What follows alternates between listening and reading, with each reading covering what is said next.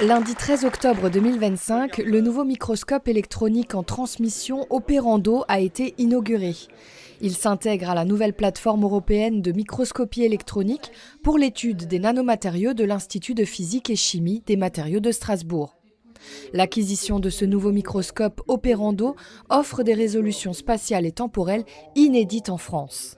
Nous disposons donc aujourd'hui d'un équipement vraiment à l'état de l'art et dans une configuration inédite qu'on peut placer au meilleur niveau mondial. Et donc ça va nous permettre bien sûr d'une part d'accentuer nos recherches déjà commencées dans le domaine des nanosciences et nanomatériaux au contact des académiques ou des industriels.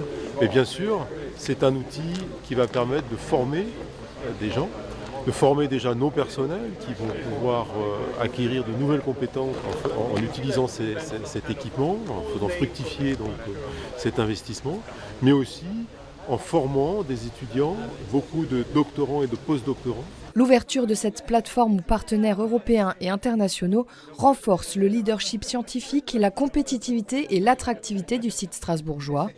La microscopie électronique en transmission Operando est un outil incontournable pour explorer les matériaux de dernière génération.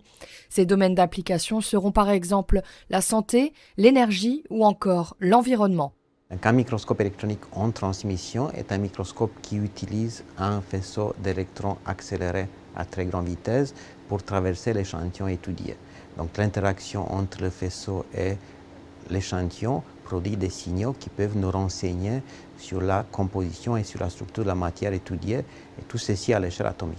Par rapport aux études qu'on faisait jusqu'à présent, donc ce microscope permet de suivre en temps réel l'évolution de la matière qui est soumise simultanément à plusieurs contraintes externes, à plusieurs stimuli qui peuvent être une augmentation de température, un faisceau de lumière, la présence d'un milieu réactif, afin de mieux comprendre la transformation de la matière et les processus physico-chimiques qui peuvent être relativement complexes.